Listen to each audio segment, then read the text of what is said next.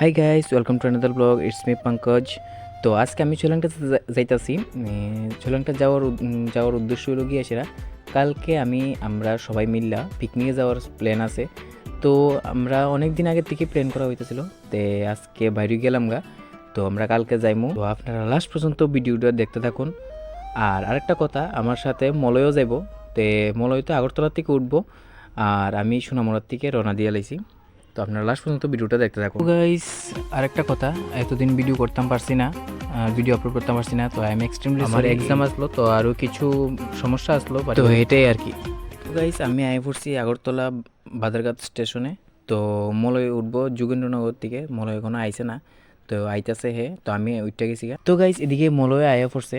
তো আয়া সেটা আটকা প্ল্যান হয়েছে যে আমরা ধর্মনগর যাবো। শ্রীলঙ্কা না গিয়ে সেটা ধর্মনগরে রূপজিতের সাথে একটু কাজ আছে। তো রূপজিৎ তো এখানে থাকে, তো আমরা রূপজিতের এখানে যাইতাছি। তো আপনারা লাস্ট পর্যন্ত ভিডিওটা দেখতে থাকুন। বাই। তো গাইস, আমরা রূপজিতের এখানে থাইকা যেটা, তো আমরা পরের দিন সকালে 5টার সময় আয় পড়ছি। পরের দিন মানে আজকে সকালে আমরা 5টার সময় আয় পড়ছি, বয়ে গেছি। তারপরে তারা সব খালি এমনি সিট। তো এদিকে তো রূপজিতের সামনে বয়ে দিছে, আর এদিকে সব ট্রেনও ছেড়ে দিছে। আমরা তো রূপজিতের এখানে থাকছি। তো আমরা 3জন মিললে একদম মানে কিতা কইতাম, এত আনন্দ হয়েছে, একসাথে থাকছি, খাইছি। তো কালকে রাত্রে ঘুমাইতে ঘুমাইতে 1টা বাজছিল।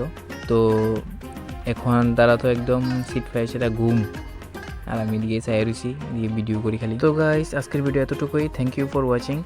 তো নেক্সট পার্ট আইতাছে কিছুদিন পরে। আর এদিকে যে কুয়াশা কয়া লাভ নাই আর।